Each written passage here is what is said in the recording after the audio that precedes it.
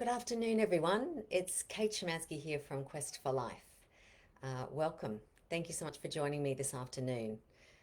I hope that everyone can hear me. I'm just waiting for a little bit of confirmation that I am live.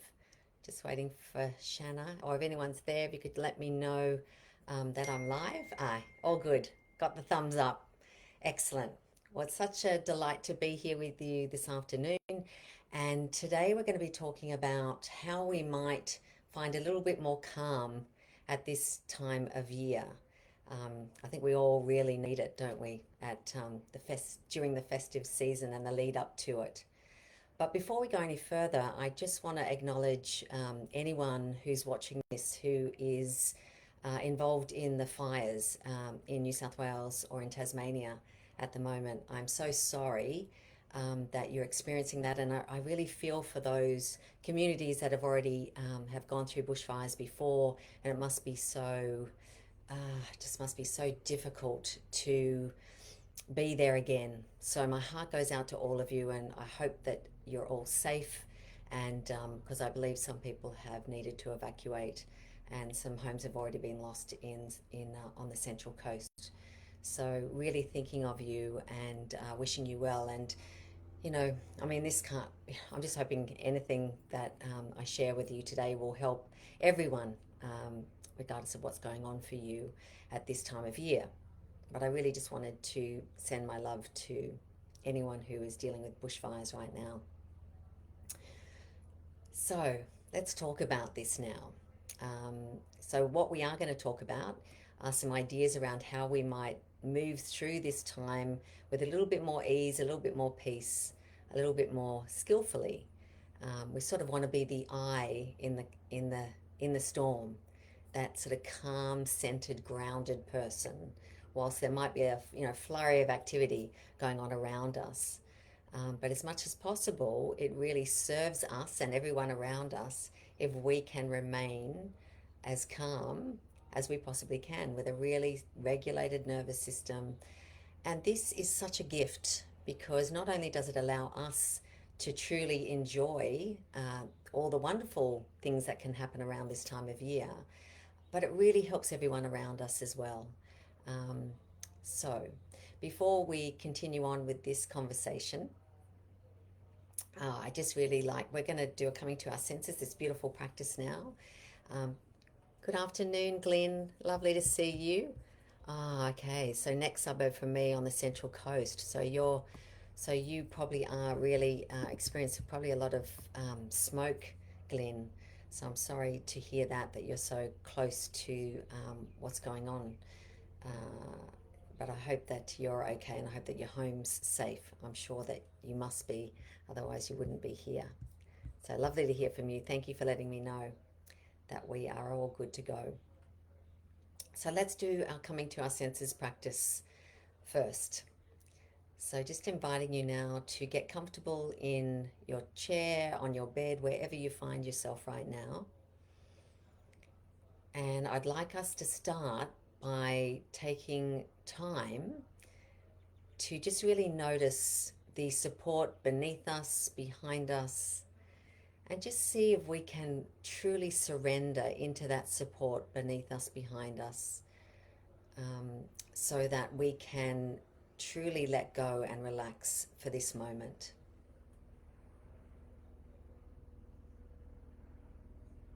And as you are just relaxing into the support beneath you and behind you, just inviting you now to connect with your own breath.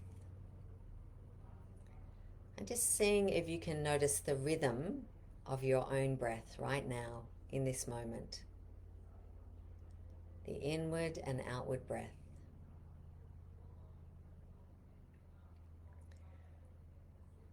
And just noticing the movement that your breath is creating in your body right now in this moment.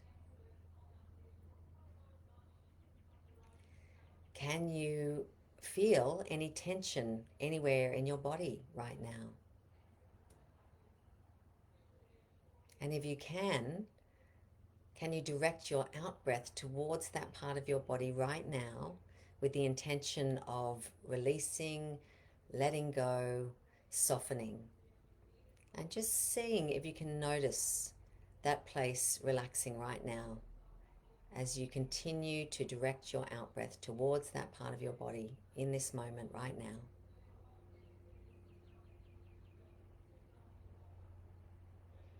Can you notice the feeling of coolness on your exposed skin and how that might feel different to the warmth that your clothing is creating on your skin right now?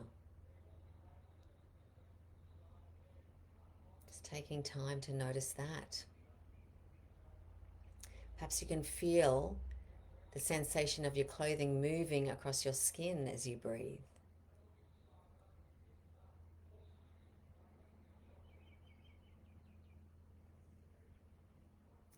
Let's take all of our awareness now to all of the sounds in our environment.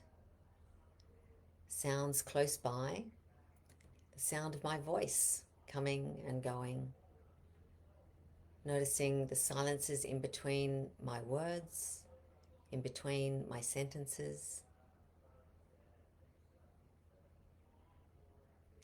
And just extending your hearing now to pick up any sounds outside of the environment you're in right now, outside of the building where you might find yourself. And perhaps there might be some sounds of nature out there that you might be picking up on. Just imagining our ears are like little microphones, picking up each of the sounds and then letting them go. Just moving from sound to sound.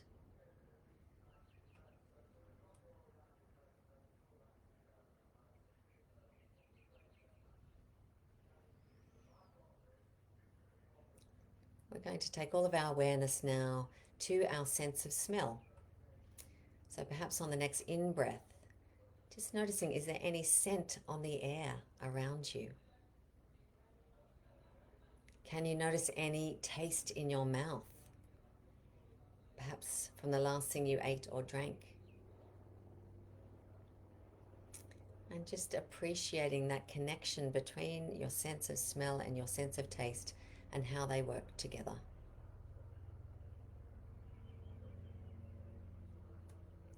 Inviting you now to notice what's in front of you right now, whether your eyes are open or closed. If your eyes are closed, there's normally always something there to notice. Maybe some patterns, some light, some dark, perhaps the quality of the light coming through the eyelids if your eyes are closed. And if your eyes are open, just noticing what falls within your gaze without being drawn into any storyline around what's in front of you. Just witnessing what's there and letting it go. And just finally landing back with the breath once more, the inward and outward breath.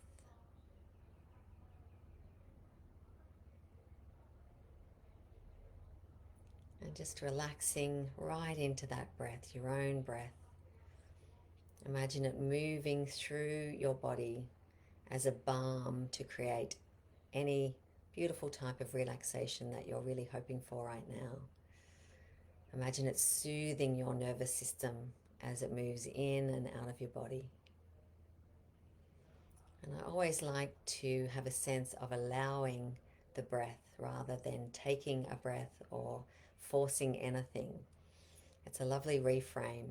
So perhaps just allowing the last couple of breaths in and out of your body.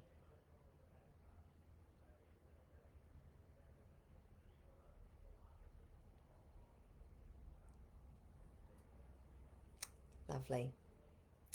All right, so if your eyes are closed, just opening your eyes once more as we come back.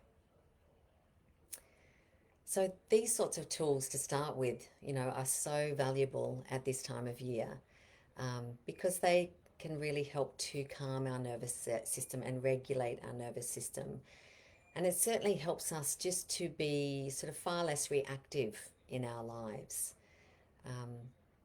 Because, I don't know about you, but sometimes this time of year can really bring out the reactivity in each of us. And it makes a lot of sense, doesn't it? And, I do get a little confused as to why this time of year has has such a sense of unnecessary pressure. But it does, and I get that. And I also truly understand that many people find this time of year particularly challenging. You know, it may be a very, very lonely time of year. If you are on your own, it's a huge reminder that you are on your own. And that can be truly frightening for people, and it can be very, very flattening for people. So it is really, I just really want to acknowledge those people out there that find this time of year so challenging. And I'm really hoping that there might be some techniques and ideas and tools that I share with you today that might be useful and helpful to you. So it's certainly my intention today. So those who have been to Quest before or have read any of Patria's books would be aware of her recipe for peace. And this recipe for peace is so practical, it's so helpful, particularly at this time of year. So I'm just going to be talking about a few aspects from the 4 C's, which is another name for Patria's recipe for peace. And if you're unaware of it, I really encourage you to look it up. Patria, if you look up Patria King, and I mean, always encourage you to come down to a program, a Quest for Life. It can change your life. It certainly changed my life when I first came on a program. And I feel so blessed and privileged and lucky and fortunate to do this work now, because it really did inform everything that came after once I did a program down there. And you know, it really has held me in good stead to navigate my own challenges far more skillfully, had I not been, you know, had I not been exposed to this wonderful education that Patria has created with her foundation and all of her books and all of the resources. So there's plenty of resources on our Quest for Life website. You're always welcome to look that up as well. But I'd just like to first start with talking about this idea of reaction and how valuable it is when we can start to bring some awareness to the fact when we are actually in a state of reaction, or we are operating in that sort of mode of reaction. Because chances are, if we are reacting a lot of the time, we will be in a heightened state as a result of that, and it makes it really difficult to communicate well. It becomes really difficult for us to make good decisions. It certainly makes any sense of calm to feel very much out of our reach if we are continually reacting to everything around us, particularly at this time of year. So, you know, this first aspect of Patria's recipe for peace is all about us understanding the difference between reaction and response.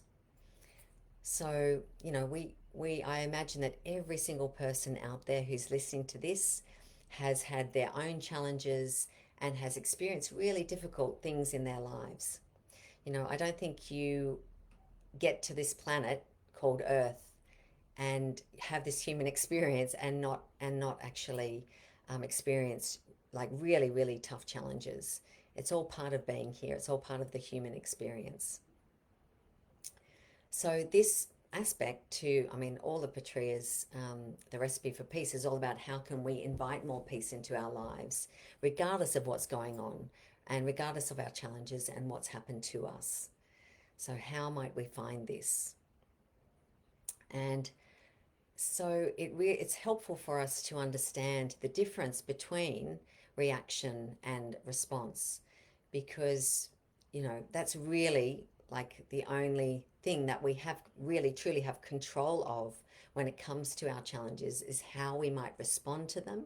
And even looking retrospectively at things that have happened to us, like how do we perceive what's happened to us, as opposed to being stuck there still. And even if you think about the two words, reaction and response, sometimes you might hear them used interchangeably, as if have the same meaning. but they have very, very different meanings. And even if you just look at the spelling of both of those words, reaction, a reaction is a reactivation of a feeling, of a physiology that we've had thousands and thousands and thousands of times over. So it's an habitual pattern. It often comes from our childhood. It comes from those thousands and thousands of times that we have felt that way. And so that is a reaction. And a response is something very different. It is moving us into new territory. So we're not just habitually reacting to what's happening. We are stopping, we are getting into a state of relative calm, and then we are finding a different way. So that is essentially what we are doing when we are responding rather than just reacting to what's happening. So that's a really, really obvious difference between the two. And like, how human of us to be reacting at the moment, at this time of the year, because it is very real. People can feel it. You can feel it in the atmosphere. Like, we are in the soup of reactivity wherever you go at the moment, because there is a sense of, we are getting to the end of a year. We see this finish line, and we're struggling to get there to the end of the finish line. And we just think, you know what, as soon as we get there, it's all going to be okay. And we can actually do it a little bit differently too. That is available to us, because all of this stuff can be happening out here, and we can attend to ourselves so that we can remain calm and grounded in the midst of all of this frenetic activity. It is actually possible and available to us. And I'm going to give you some ideas around how we might do that. So the key is, if we do want to come from a place of response rather than just reacting, the one thing we need in order to do that is to have the awareness that we are reacting, that we are in a reactive state. Otherwise, of course, if something is outside of our conscious awareness, there's absolutely nothing we can do to change it. So that's number one.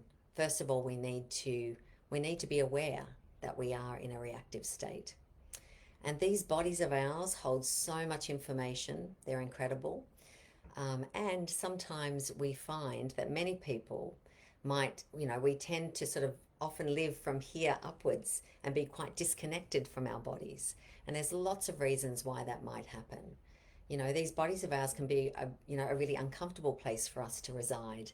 There might have been things that have happened to these bodies that are really, awful and traumatic. And there's a really good reason why we learn to disconnect from our bodies. So we absolutely understand that. And we also really encourage you as much as you can to get really good at reconnecting with our bodies again, because as I mentioned, there's a lot of really fantastic, really helpful information that our bodies can give us. And that's really true when it comes to noticing when we are in a reactive state. Because when we're reacting, it's certainly it's physiological. It's a physical reaction whenever we are reacting, and so that means it's happening in our bodies. So we can get really good at recognizing when we are in a reactive state. And just to give you an example, if there's all of this pressure at the moment, as we are heading towards the festive season, we're heading towards the end of the year. It might be the end of work, you might be end of school times, even as parents. There's all of that going on in the background. And so we just need to take time to recognize that, to know that we are in this frenetic activity. And we might like to notice that perhaps perhaps we're really losing it far more easily than we would normally. So we might be losing our temper far more easily. We might feel like we've got far less patience, far less tolerance. We might feel like we're going from 0 to 100 like that in a nanosecond, whereas normally when we are quite calm. And there's lots, obviously there's reasons why that's happening. And we want to make sure that we're recognizing that. So, to give you an example, if I was starting to feel really heightened by, if I was going to be far more reactive than I might normally be and far less patient than I might normally be, like a really good example at the moment would be when you're out and about and you're trying to do a little bit of shopping, for example. And, you might be in the supermarket and and it's packed with people, and it's the last place that you want to be. It is the absolute last place that you want to be. You're under the pump, you are feeling the pressure big time. And you've got this mind is going crazy because you've got 1,000 things that you're thinking of all at the same time. And you're trying to shop, you're trying to focus on why you're even there. Often when we're in a reactive state, we're not really very focused at all, and we're sort of jumping from place to place, from thing to thing, because we're in a bit of a state of overwhelm. And that might feel, just to really sort of finish on this idea of how we might understand and a clue to us being really reactive is, how am I experiencing that in my body? So when I am feeling really frustrated, and I am, there might be huge queues in the supermarket. There might be a lot of noise in the supermarket. You might be getting annoyed because you're trying to sort of go down an aisle and there's 1,000 people coming toward you and you're just feeling like you're about to lose the plot. So if you take a moment just to become aware of how you're experiencing that in your body, that's a really good starting point. Because just speaking from my own experience, when I am starting to have those feelings of frustration and I'm really losing my patience, how I experience that in my body is, if I take a moment and I just really sort of tune in to exactly what my body is feeling at that point in time, most likely I'll be feeling a lot of tension through my shoulders, through my jaw. I might be feeling like my heart rate might start to increase a little bit.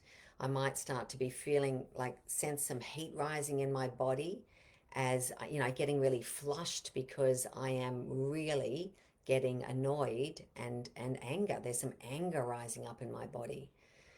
And that's how I'm experiencing it on a physical level. So that gives me some really good information. You know what, Kate? Your window of tolerance is getting so narrow right now. So, you really need to cut this shopping experience short.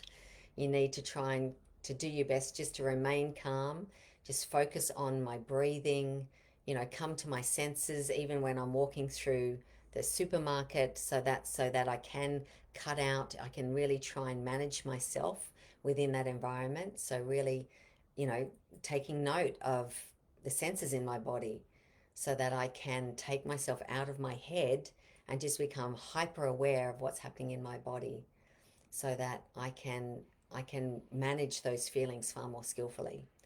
And then I can get the shopping done, I can get into the car, and then I can think about, okay, clearly I am in a really reactive state and this isn't that normal for me.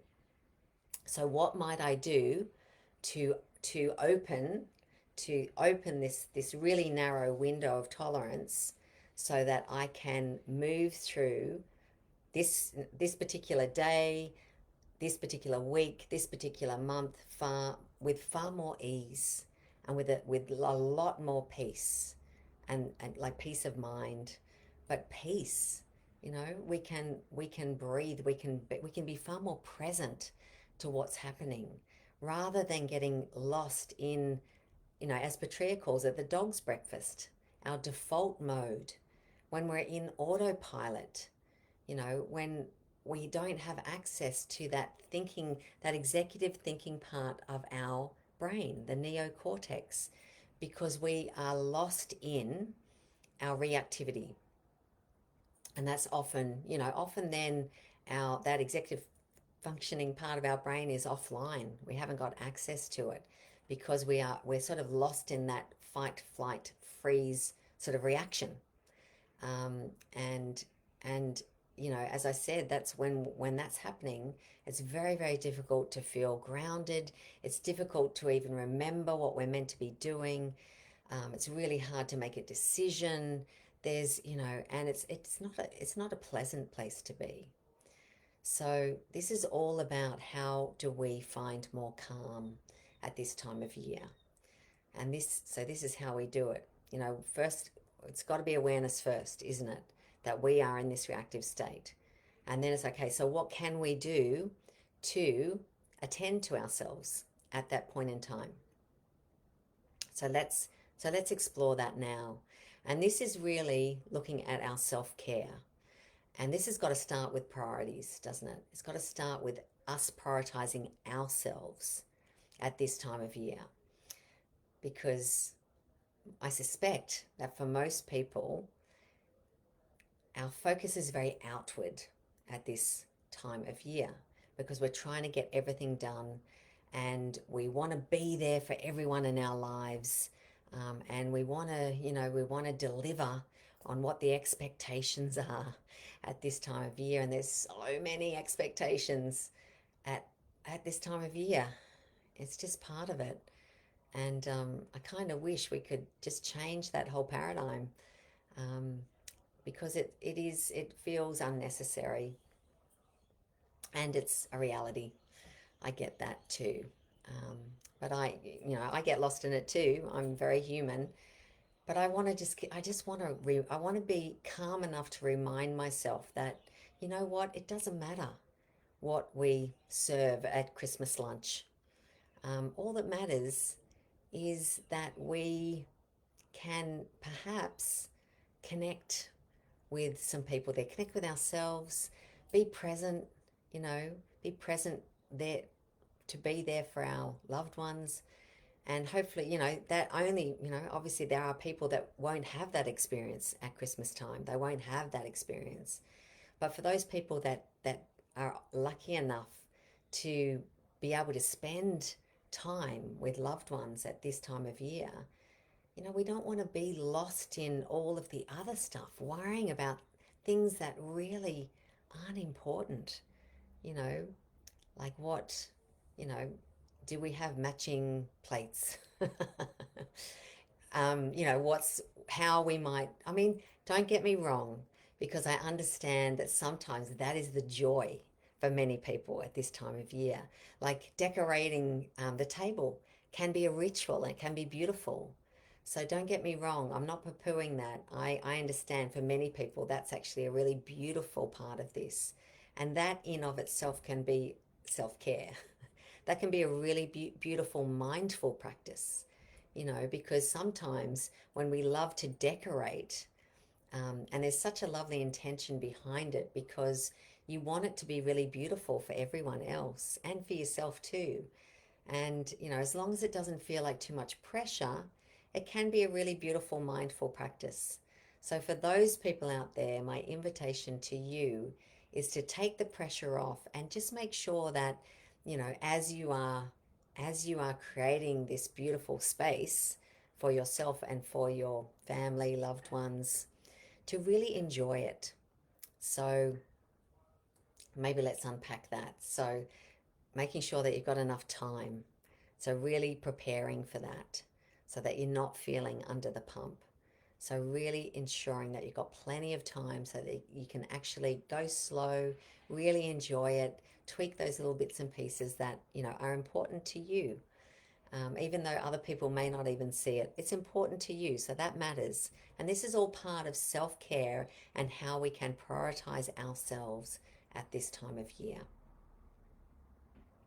So I just want to talk a little bit now about the second C in Patria's recipe for peace. And this is really our commitment to living and our commitment to living well today, in every single day that we have here. No one knows how much longer we've got left on the planet, so we want to make sure that we're living well today. And that, that's a really obvious statement, and it sounds a little bit Pollyanna. It can, but it's really true because, you know, time is our most precious commodity. It is, we can't buy time. We can't buy our good health. So it really serves us to prioritize those things because no one else is going to do it for us. So when we look at priorities through the lens of Patria's recipe for peace, we want to look at our bodies, our minds, our emotions, and our spirit. So let's start with our bodies, these bodies of ours. So, you know, they are a system of pumps and levers, and they're really designed to move. So it's really important that we are moving our bodies every single day, particularly from, if we think about our lymphatic system, which is part of our waste disposal sort of unit in our body, the lymphatic system, and our lymph uh, only moves through the body and is able to work effectively if we move our bodies because it doesn't have its own circulatory system. So it relies on the movement in our bodies in order to move around the body and function effectively. So that's obviously so important for our immunity to stay well, to stay healthy. And I also really acknowledge and know that not everyone, loves, I guess, what we traditionally see as like exercise. So it's about finding movement that you enjoy and that you can do. Because I also know that we all have our own idiosyncrasies, we have our own physical limitations. And so we need to work within those physical limitations, of course we do. So it is, if we want to make sure that we're moving well every day in our lives, then it's important that we find something that we enjoy doing because chances are then we'll do it. And look, when I talk about movement on a daily basis, it just it needs to be as simple as just making sure you go for a walk every day, sort of moving your arms and legs. And we're actually going to do a little bit of movement together today, which can be helpful. So we'll do a little bit of movement, and that can be just a really simple thing that you might do each morning, at any time of the day, a little bit of breathing synchronized with movement. So that can be, something you might do every day. And then just thinking about a few times through the week, maybe getting your heart rate up a little bit more. So, finding something that you might enjoy doing. And again, that can just be a walk, if you can, of course, if that is available to you. I know that Patria is a huge fan of those rebounders, um, and she's had plenty of, she had 12 operations on her legs, so she's got to be really, really careful with movement.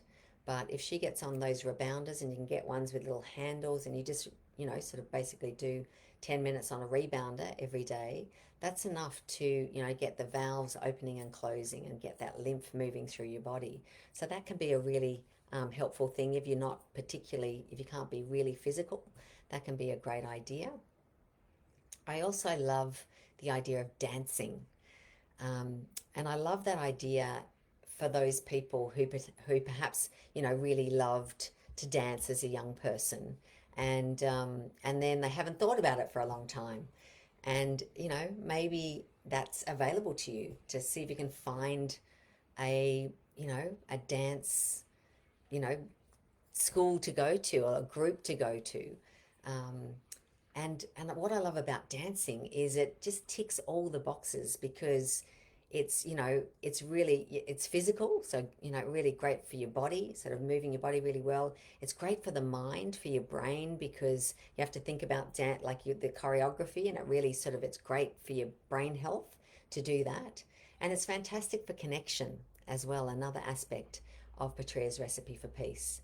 If we're in a group and we're doing something together, and we crave connection because as humans we really need it for our survival, and we certainly need it to optimize our well-being.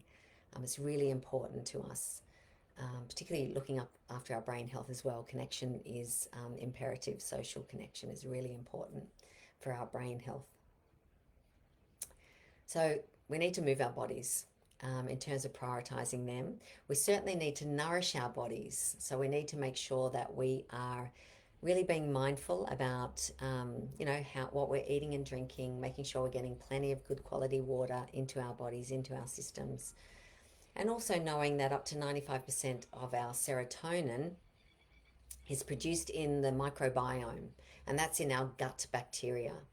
So rather than thinking about what we might stop eating, I'd like to think about what can we add in to ensure that we are feeding the microbiome what it needs in order to work really effectively and well and produce that serotonin, that really feel good hormone that our body produces. So that's just fresh fruit and vegetables every day, regardless of what else we're eating or and drinking. Just making sure that you're getting that fresh fruit and veg every single day of your life. It'll really support your health incredibly well. And we want to rest our bodies as well. Of course, that's really important. And look, I could do like hours and hours on sleep, so I'm not going to do that. But it is important that we get good quality sleep. It is really the foundation to all pillars of health. It's got to start with good quality sleep. And there's so many fantastic resources out there around sleep. There's so much research out there too. But a really good resource is Matthew Walker. He's got a podcast. And he's got an excellent book on sleep as well. So I can recommend him in that space. And Andrew Huberman is fantastic around sleep as well. He has got a podcast called the Huberman Lab, I should say, and he's got some fantastic information on sleep too, if you wanted to look into that. And also on our website, there's some great information around sleep hygiene and how we might really support good quality sleep. So going back to how we might prioritize ourselves, so we looked at our physical bodies, and now I'd like to look at how we might prioritize our minds. So, what does that even mean? So, how might we prioritize these minds of ours? And there's just a couple of things I wanted to touch on here right now. And that, to start with, is quietening our minds down, particularly at this time of year when we are feeling a lot of pressure, when there is a lot going on, there's a lot of balls in the air. So, the number one thing we can do to quieten our mind is to meditate or to do any sort of mindfulness practice. So that's number one resource for us. And of course, we've got plenty of resources on our website for that. There's great free apps out there like Insight Timer. There's also free versions of Calm. That's another meditation app. Headspace. Where on YouTube, if you just Google any sort of meditation practice.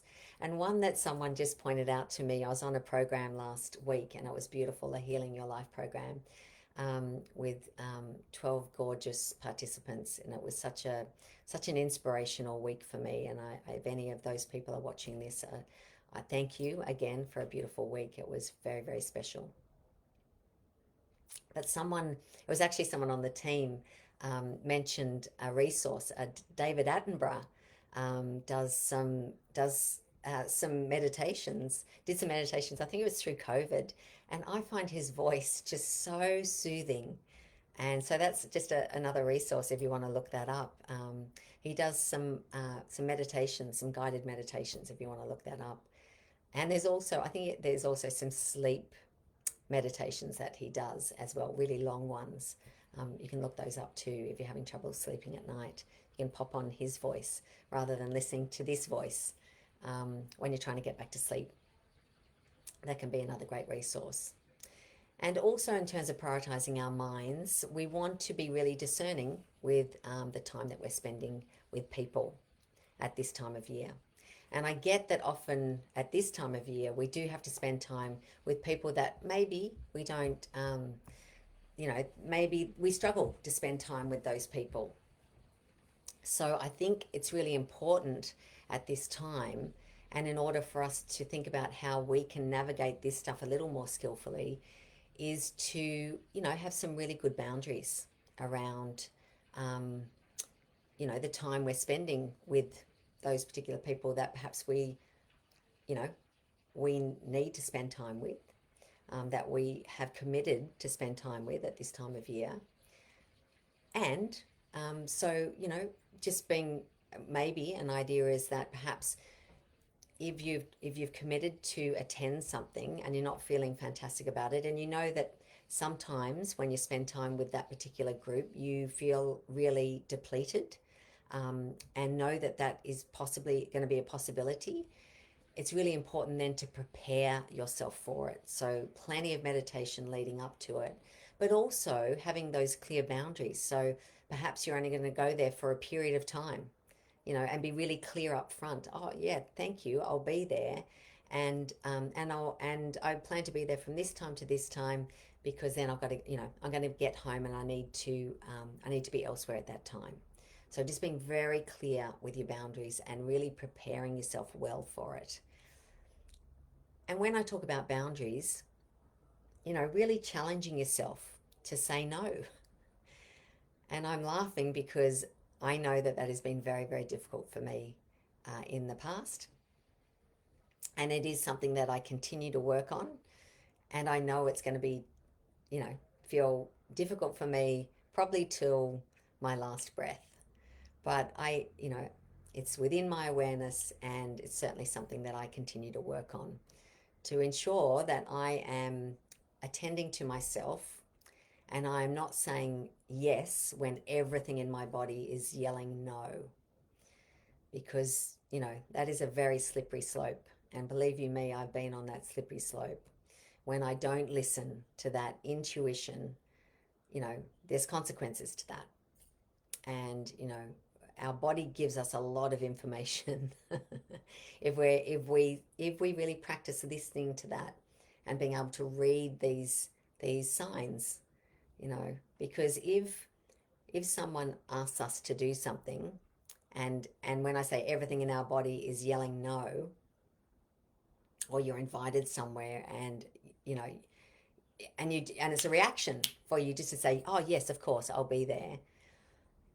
My invitation to you is perhaps to notice that there is some resistance in your body when someone is asking you something. So just start there. Start to notice, if someone's asking you to do something or inviting you to be somewhere, and you feel something in your body and it feels like resistance, there's a really good chance that given the choice, you'd probably prefer not to do it, and that is available to you, even though it may not feel like it is. It's important that you feel that you can say no. And if you don't want to, and if you're unsure, buy yourself some time. If someone asks you to do something or invites you somewhere, just say, oh, I'd really love to come, but I'm going to have to check my diary and let you know. So just buy yourself some time, or, if it's, but you want to be really clear with your communication. I think that that's important as well. And you feel better about it too. And the last thing you want to have to do is tell a white lie. It doesn't feel good. You don't want to give an excuse for why you're not going to be there. That isn't honest, and it's not authentic. You want to be able to say that you don't want to be rude, but there's always a way to decline an invitation and not be rude. That is available to us if we are mindful with these things. And if we start to listen to these bodies of ours, these signs that perhaps that's not something that's really going to serve me if I say yes to that. It might really serve that other person, which is wonderful. But, if we don't look after ourselves and prioritize ourselves, then we're useless to everyone else around us. It gets down to, the whole, mask on the plane. Never in the history of aviation have they said race around the plane and put the mask on everyone else first before you put it on yourself. Because that makes so much sense, doesn't it? It's just common sense and logical that if we want to survive, we've got to put it on ourselves first. Same goes. This is exactly the same thing. We've got to look after ourselves. We've got to prioritize ourselves first and foremost. Otherwise, chances are somebody else has got to look after us. And we certainly wouldn't have the energy and the well being to be there for everyone that we do want to be there for. You know, we want to be there. We want to show up for those people that we love in our lives. We want to support them. We want to love them, you know, but that takes energy. So it's got to start with us. How can we attend to ourselves so that, you know, we talk about this bucket at Quest, and it's like an inner bucket of energy and of resource. And so we want to fill up that bucket first, and only after we've filled it up can we then give from the overflow. And that's entirely our job. It's nobody else's responsibility to look after us or to prioritize ourselves. So it's really important that we understand that that's our job. And self-care is essentially what this is. And part of that too, so getting back to how our priorities is how we might prioritize our emotions. Because emotional regulation is ultimately really at the heart of how we remain calm, isn't it, at this time of year? Because our feelings, man, oh man, they can really overwhelm us and blindside us. And, you know, I started talking at the beginning about that window of tolerance being really narrow at this time of year. And so, you know, understanding that. And so it's, you know, understanding that that is really our job to recognize that and make sure that we are putting these things in place. And so getting back to that emotional regulation. So it is really counterintuitive for us to lean in to difficult emotions and feelings. But ultimately, the only way out is through. I love that Robert Frost quote. So that is the quickest way through, is for us to lean in to these difficult feelings and give ourselves permission to feel them. And when we can attend to those feelings with a lot of awareness and give ourselves permission to feel it and to know that no feeling is final, and we move in and out of feelings, a bit like the weather, that ultimately can be the key to us being far more emotionally regulated. Rather than just sort of reacting, you know, helplessly reacting to everything around us and just sort of losing the plot, or getting lost in a really difficult emotion. So that can be really helpful to be aware of that as much as we can. And the last aspect of how we might prioritize ourselves is looking at our spirit and really prioritizing our spirit. So that is really different for everyone. And I think it's, you know, if we want more calm in our lives, it really does, it really helps us if we take some time to reflect upon how can we prioritize our spirit? What does that mean for me? For some people, it may, you know, have to do with their faith. It might be prayer. It could be meditation. It could be spending time with your family, spending time with friends, laughing, making sure that you're having plenty of laughter in your life. That's, you know, that's attending to your spirit. It could be, you know, getting out into nature, connecting with nature.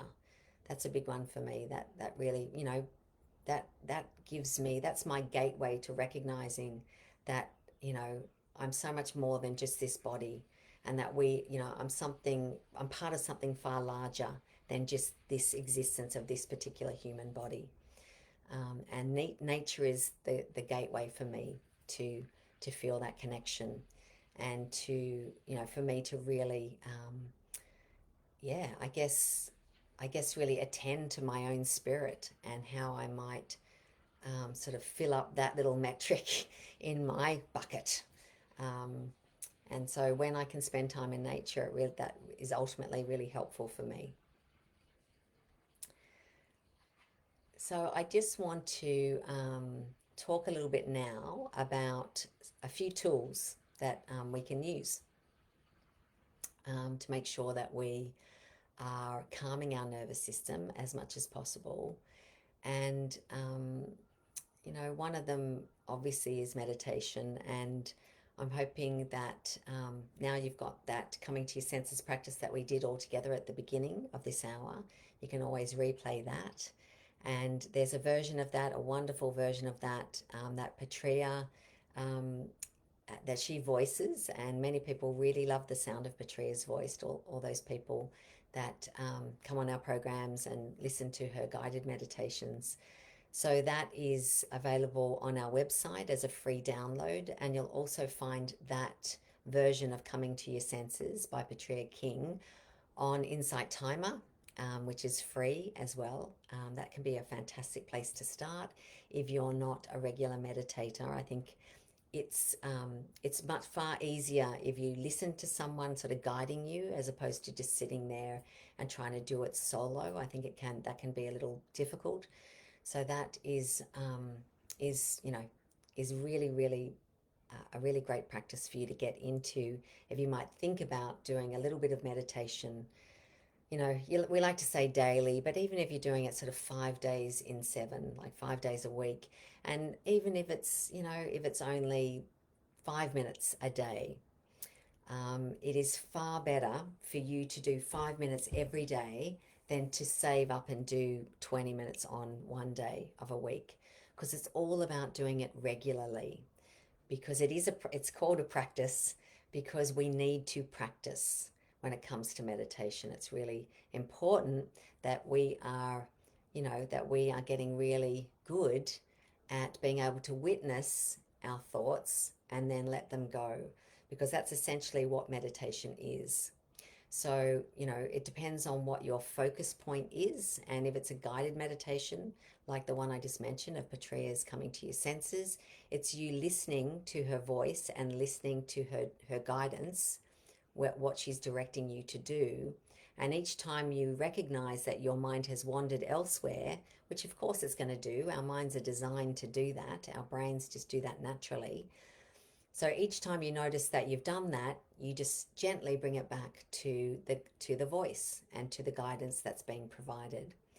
And if you're just doing a sound meditation, whatever that sound is, it might be listening, it might be music, it could be some beautiful crystal bowls. Each time you recognize your mind's wandered, you just gently bring it back. And look, in 5 minutes, depending on how busy your mind is, you might do that, hundreds of times. And that might feel really frustrating. But my invitation is just keep trying, keep doing it, because the more you practice, the stronger those neural pathways become, and the easier it becomes for us to do that. So, yeah, practice, practice, practice. Like anything, the more we do something, the better we get at doing it. That's how we can master something like meditation.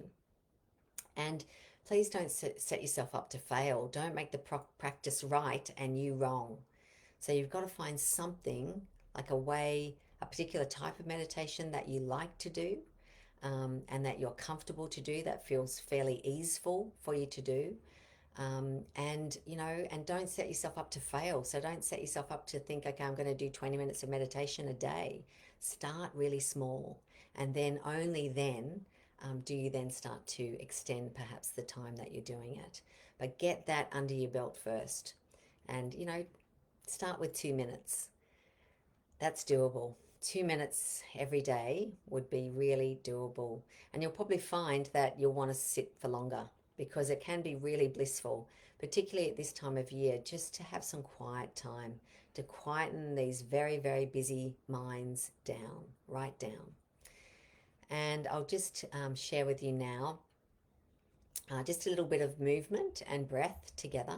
And this is a lovely one to do if you are feeling a little bit overwhelmed. It's a beautiful one to do outside, to get your feet on the grass, on the earth, because the earth is the largest generator of negative ions. And unfortunately, as human beings, we're very positively charged. We're meant to be negatively charged.